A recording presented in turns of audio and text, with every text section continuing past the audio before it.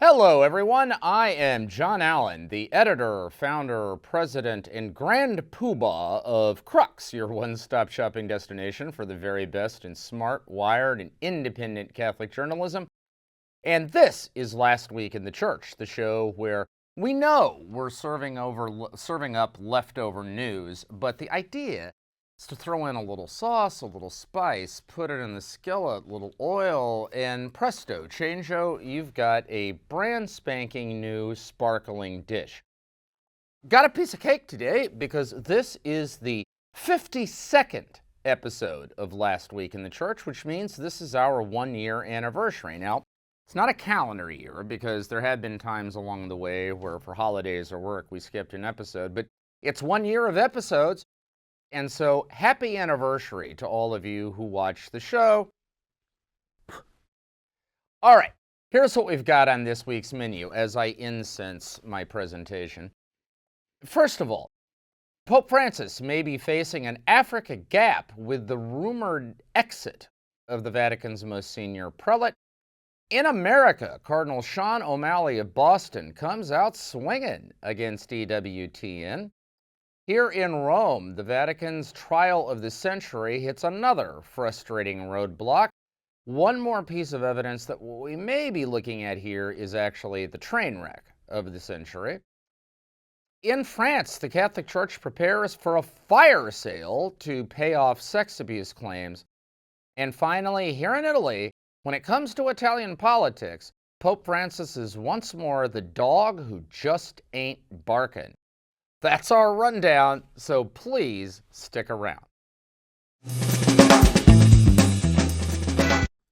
Oh, hi. Finish that later. Okay, so we begin this week with the possible exit, the rumored exit, I should say, of Cardinal Peter Turkson of Ghana, who is the Pope's Prefect of the brand new Dicastery for promoting integral human development. Now, this is what we on the Vatican Beat call a mega dicastery. It was formed from the merger of 4 separate Vatican outfits 5 years ago. Part of the Pope's reform of the Roman Curia. Whether this actually amounts to reform is another question, but in any event, it came out of the process of review of internal Vatican operations that Pope Francis launched when he was elected. And when this mega dicastery was formed, he named Turkson its first president. Turkson had previously been prefect. He had previously been the president of the Pontifical Council for Justice and Peace. He had held that position since 2009 when he was named to it by Pope Benedict XVI at the end of the Second Synod of Bishops for Africa. Turkson, by all accounts, has been one of the Pope's most loyal aides, kind of his right-hand man when it comes to social policy. He was hugely influential in the composition of the 2015 encyclical on the environment, Laudato Si'. He has been one of the primary faces and voices for the Pope's message on migrants, on peace, on climate change, on basically all of Pope Francis's social priorities. So it came as something of a surprise this week when rumors began to make the rounds that Turkson might be on his way out. What we now know is that Cardinal Turkson reportedly has submitted his resignation to Pope Francis, although the Pope has not yet indicated whether he plans to accept it. And allegedly, Turkson, who is 73 and therefore below the traditional retirement age of 75 for Catholic bishops, although he has completed his first 5-year term as head of his dicastery, reportedly, Turkson has submitted his resignation because he is, quote, fed up with internal management difficulties within his dicastery. It is, as I say, it is not clear whether Pope Francis will accept this resignation, but 2 points worth making about it. First, if Turkson does indeed step aside, take that in tandem with the departure in February of Cardinal Robert Sarah of Guinea as head of the Congregation for Divine Worship, basically the Vatican's top liturgy office, And it would mean that there would no longer be an African prelate heading a major African department. The closest would be an African archbishop who serves as the number 2 official in the Vatican's missionary department, the Congregation for the Evangelization of Peoples. But he serves under Cardinal Luis Antonio Chito Tagli of the Philippines. And therefore, Francis would undoubtedly face pressure to find another African to give a senior gig to. Bear in mind, Africa is easily the zone of the Catholic Church's most dramatic growth today. In the last quarter of the 20th century, the Catholic population of Africa increased by 6,790%. Just put that in your pipe and smoke it. 6,790%, from about 4 million to about 130 million. I don't care what line of work you're in. If you've got an almost 7,000% growth rate, that's not too bad. And it is, of course, the center of so much missionary and evangelical dynamism in the church today. I mean, think about it. There are already many dioceses in the United States where if all the Catholic priests from Kenya and Nigeria and South Africa and elsewhere had to go home, you would have to basically put a going out of business sign on the cathedral. I mean, it just wouldn't be sustainable. And that's true of the Catholic Church in many parts of the world. So clearly, it would be important for the Pope to name an African. And here's why it's important to have an African in a senior post in the Vatican. It's not just tokenism, because that cardinal who heads up a senior Vatican position, he becomes a point of reference for the entire continent of Africa. Like, if an African bishop needs some help in the Vatican, he has some piece of business here and doesn't know how to navigate the waters, he's going to call up that cardinal and come see him. And that guy will informally act as his guide to all of this. If an African politician or diplomat needs help with the Vatican or is just trying to figure it out, that cardinal becomes his go-to guy. When lay movements, religious orders from Africa need something in the Vatican, they're going to reach out to the African cardinal, even though it's not really his job, just to give him some guidance, some help, some advice. So he becomes, in effect, the ambassador of Africa, of all of Africa, to the Vatican, in the same way that an American cardinal in the Vatican plays that role for Americans, or a French cardinal plays that role for French Catholics, and so on. So it's one of the most important ways, actually, a pope has to signal to a place that he cares about it. By naming one of their own to a senior Vatican post, there will be pressure to do that. The other observation worth making is that this probably illustrates the central Achilles heel in Francis's sort of approach to government. Francis is, of course, a maverick, right? Never saw a tradition that he wasn't willing to set aside. And that is, of course, a large part of his appeal. It gives him the ability to think outside the box, to look at things in fresh ways, to imagine solutions that others wouldn't see. However, in this case, what Pope Francis did was he named Michael Czerny, a Canadian Jesuit who is his right-hand man on migrant and refugee issues. He named him a cardinal, but left him in the Dicastery for Integral Human Development. So all of a sudden, this Dicastery had 2 cardinals. You had Turkson, who was allegedly in charge, but you had Czerny, who was a cardinal himself, and therefore doesn't have to take orders from anybody. His relationship is directly with the Pope. What that means is the ship had 2 captains. And you know, when a ship has 2 captains, basically it has none, because the crew doesn't know who the skipper is. And that is a prescription for tension and chaos. Probably also worth saying that when Pope Francis decided to throw these 4 different departments together, there was no game plan for how that was supposed to work, how the systems were supposed to be integrated, how the personnel were supposed to be integrated, what lines of authority would be. And it's kind of been a bit of a mess ever since.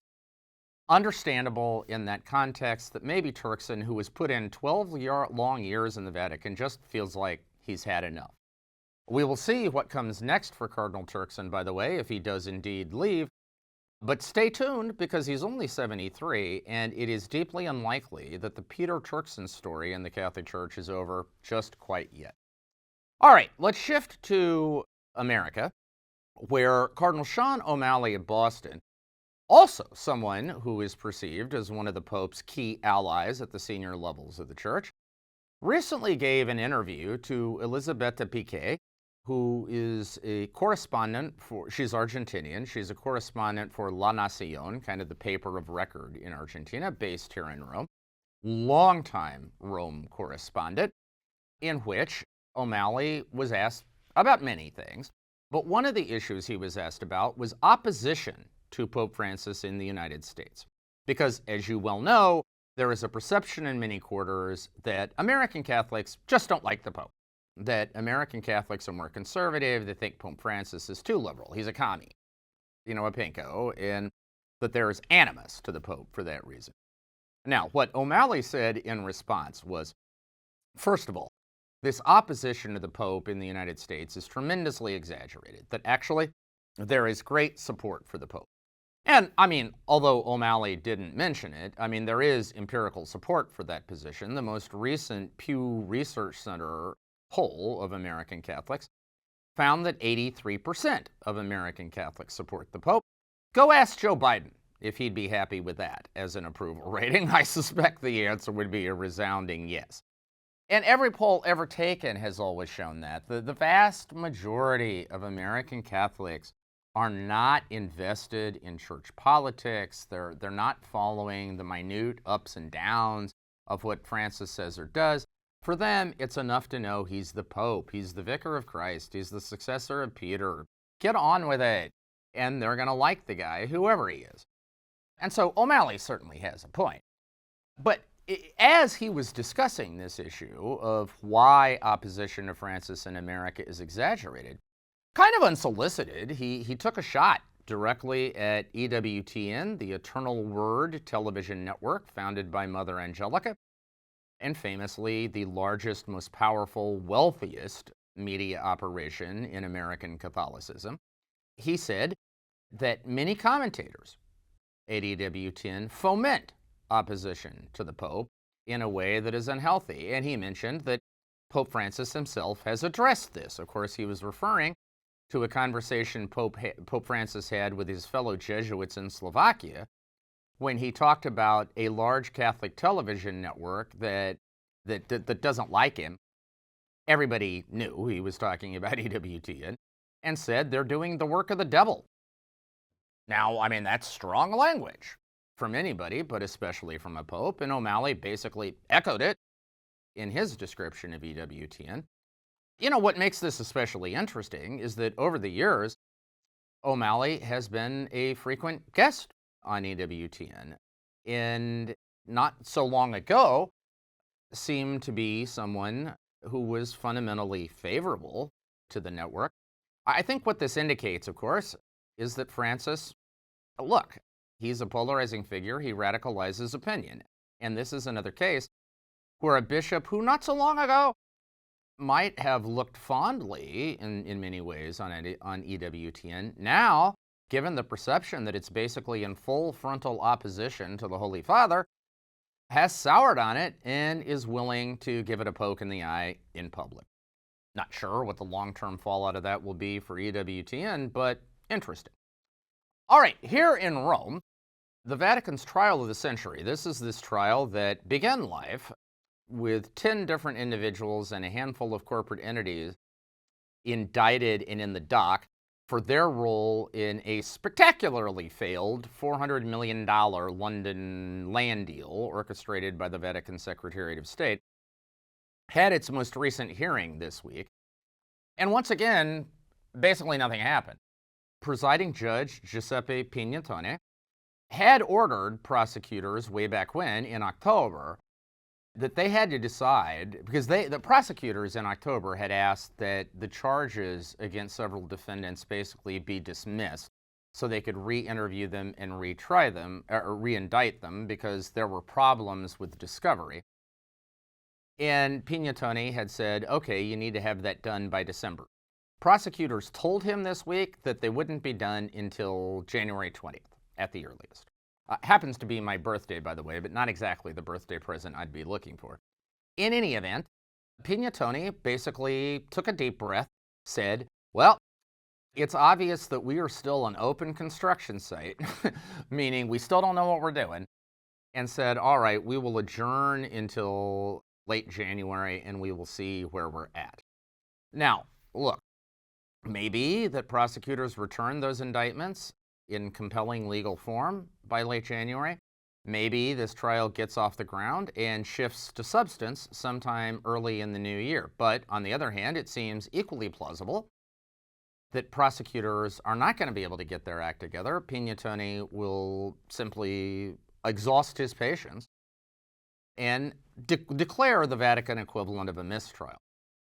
And should that be the outcome, it would, of course, be hugely embarrassing, not only for the promoter of justice office in the Vatican, essentially the prosecutor's office, their version of a DA, but it would be very embarrassing for Pope Francis's financial reforms writ large, because remember, when this trial was announced, it was supposed to be the ultimate proof of the seriousness of Pope Francis about prosecuting financial crime, and that a new era of transparency and accountability was about to dawn. The fundamental issue in this trial has been, however, the prosecution's unwillingness to be transparent, which may mean no one is held accountable. And if that is the outcome, well, draw your own conclusions. All right. In the traditionally Catholic nation of France, the eldest daughter of the Church, the Catholic bishops recently have been forced to announce that they are going to hold the equivalent of a fire sale, selling off storied church properties as part of a plan to settle sex abuse claims triggered by a spectacular recent report about abuse in the Catholic Church in France from the period 1950 to 2000. Now, this report, which was commissioned by the bishops and entrusted to an independent commission, concluded that there could be as many as 220,000 victims of priest sex abuse in France and as many as 330,000 victims by Catholic personnel if you include lay personnel. Those numbers are hotly contested because they're not based on actual claims, they're based on statistical modeling. And whenever you engage in statistical modeling, there are going to be some people who think the models are flawed. There are critics who believe that these numbers have been radically and intentionally inflated to make the Catholic Church look bad. But in any event, it has had the effect of stimulating a large number of new civil claims. The bishops have committed to trying to settle those claims, and the commission that produced this report had advised that they do so with existing church assets rather than asking parishioners to cough up more money to help pay for the past mistakes of the church. And really, the only meaningful asset the Catholic Church in France has is its real estate. So there are dioceses that have already announced particular pieces of property they're going to be selling off. The president of the French Bishops' Conference, Archbishop Moulin Beaufort of Reims, has announced that both the conference and individual dioceses will be selling properties to try to settle these claims. La Parisienne, Paris-based newspaper, has reported that one of the properties that might be on the auction block is the historic residence of the Archbishop of Paris. It's in the 7th arrondissement. It was bequeathed in the period of Reconstruction in France to the church by a wealthy Catholic widow and is rumored to be worth about 58 million bucks. My wife, by the way, has 3 different uses of the word bucks. There's a bad one like, that thing cost $5, right? There's a good one like, I only paid $12. And then there's, I think it's $24, which is kind of neutral. When you say the church is about to sell off a property worth 57 million bucks, that's the good bucks, okay? Because that's ching-ching really fast. I mean, some critics, of course, will say that it is tragic that the church is having to sell off its patrimony as a result of horrible mistakes that were made in the past. On the other hand, I suppose it is just the temper of the times. I don't think, I wouldn't want to be the bishop who goes into my Sunday Mass and says, hey guys, would you mind coughing up more money this week because the diocese covered up sex abuse 10 years ago and I need to pay the tab? I wouldn't want to be that guy. So I get it. Finally, here in Italy, Pope Francis is once again the dog that isn't barking. The president of Italy, and bear in mind, Italy has a head of state, head of government arrangement where there's a prime minister who runs the government, but there's a president who is the head of state, the kind of ceremonial father of the country. And at the moment, that role is played by veteran politician Sergio Mattarella. He is basically a centrist. I mean, he moved vaguely on the left for most of his political career, but he's fundamentally a man of the middle. He's kind of a national hero here in Italy.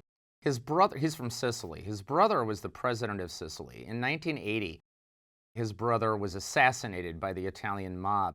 Mattarella wanted to be an academic and a jurist, but he went into politics because he felt he had to pick up his brother's torch, and has tried by his own lights to do good ever since. And people here just see him as kind of the soul of the country. Now, his term is up in February, and there has been a lot of talk. Many people wanted him to stand for a second term, but that's only happened once in the history of the Italian Republic. Mattarella himself has been on record in favor of a constitutional amendment to limit the president to one term, and I think felt, having said that, he couldn't go back in his word, so he's made it abundantly clear that he's not having any of it, and that he's going to leave in February. And the ultimate proof of the point was that this week, he had his farewell meeting with Pope Francis. A lot of people had speculated that maybe he wouldn't show up for that meeting because there would be behind-the-scenes talks going on about trying, but he said no. And he went to the meeting and said goodbye. He and Pope Francis have always had a very close relationship. Francis is 85, Mattarella is 80, so they're both, octogenarians. But more than that, they are both, I guess you would say, like centrist to left-leaning types, deep believers in social justice and in the cause of the poor. Both have known suffering in their lives, and by all accounts, there's always been a really close relationship. This was a very warm, hour-long send-off. The interesting part about all this is that now the sweepstakes are on to decide who's going to succeed Mattarella. A lot of people want current Prime Minister Mario Draghi to do it, but he doesn't appear to be interested. There are other candidates whose names are being floated, including, believe it or not, former Italian Prime Minister Silvio Berlusconi by many conservatives, despite the kind of bunga scandals and all of that we remember from back in the day. Berlusconi appears to be in the mix. Under administrations past, it would be impossible to believe that Italian politicians would be making this decision without consulting intimately and regularly the Vatican. Yet, by all appearances, Pope Francis and his team are setting this one out. This is part of Francis's broad pattern in Italy. He is very hands-on when it comes to church politics in Italy, but when it comes to the secular scene, he's content to let it run its course. We will see who comes next, but stay tuned. All right, that is our show for this week. Thank you for being with us. Programming note, we will not be here next Monday, December 27th. We're going to be sitting that one out for the Christmas and New Year's holidays. We will be back Monday, January 3rd. In the meantime, you will find full coverage of everything breaking in the Catholic world on the Crux site. That is cruxnow.com, cruxnow.com. Because I won't see you before Christmas. Have a fantastic, have a Merry Christmas. And even in this period of Omicron, stay safe, stay healthy, find a way to be with the ones you love, and know that we're going to be doing the same here. We will see you 2 weeks from now. Have a fantastic and blessed holiday fortnight, and we will talk to you again soon.